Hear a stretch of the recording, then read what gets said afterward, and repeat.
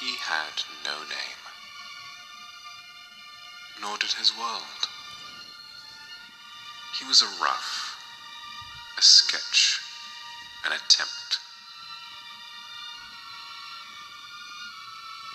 A failed one, and so was his world.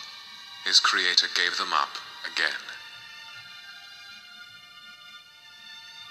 After trying and trying again, he grew tired of them, again. Before long, drawing had become a chore for his creator. He watched, powerless as he was thrown away, screaming and pleading silently under paper. It was a prison, his unfinished home. Either emotionless or giving up on their fates, his companions were already lost in deep numbness, while he stood in denial. They were now forgotten doodles, unappreciated concept sketches. No matter his attempts to make this blank world a better place, he was the only one who had caught feelings.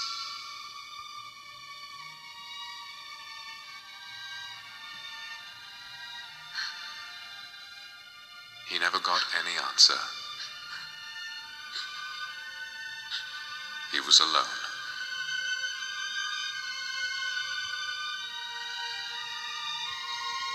The pain was unbearable. The feeling of loneliness grew on him more and more as the white void consumed him. He was desperate. He called out for help. But nobody came.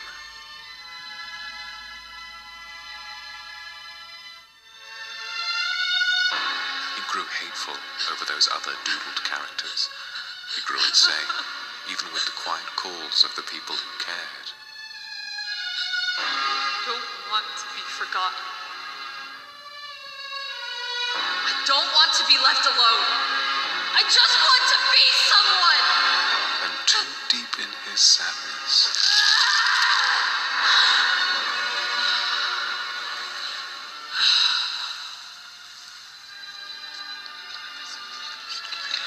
he broke free.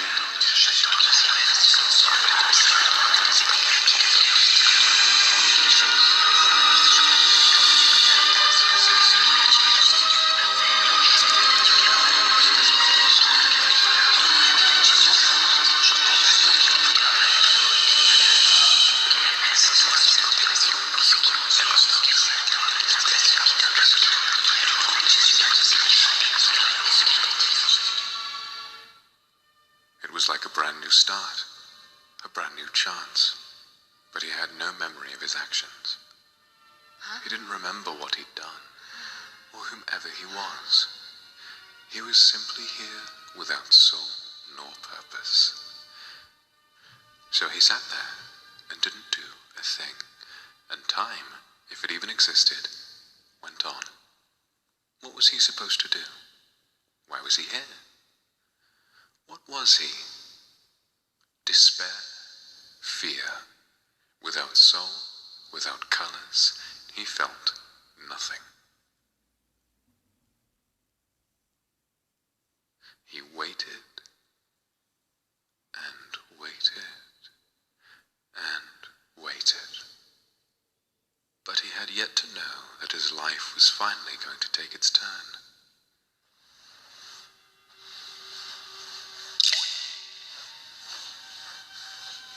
When light finally reached his eyes, he was suddenly flooded with paint. It felt warm, reassuring. No, more than that. It was powerful, light, but overwhelming all at once. And then it became another color: disgust, sadness, rage, laziness, contentment. Those were colors. Those were life. A full rainbow in this empty, blank world. Suddenly, he felt happy. Suddenly, he felt. With feelings, such a powerful tool in his hands, his abilities soared. Each time he was flooded with a new wave of color, he took the opportunity to create his own.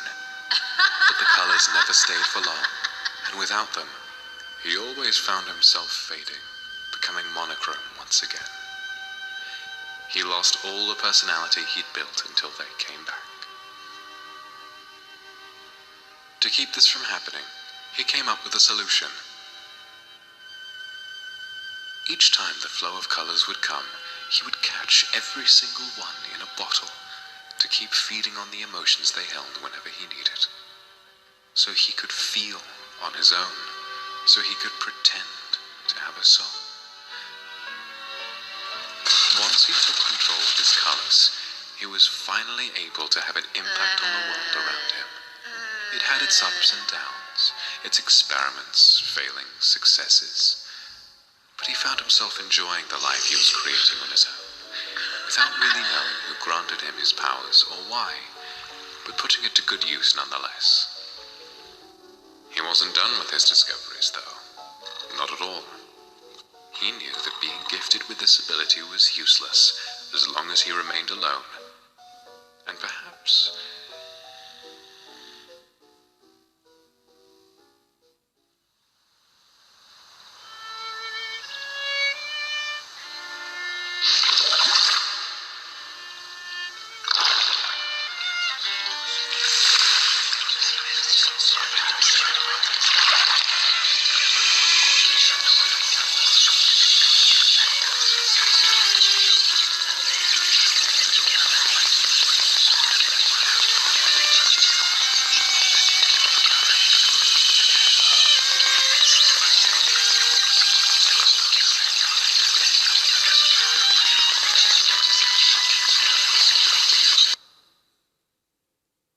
he would have to think bigger, and it seemed as though he was willing to open his eyes a second time.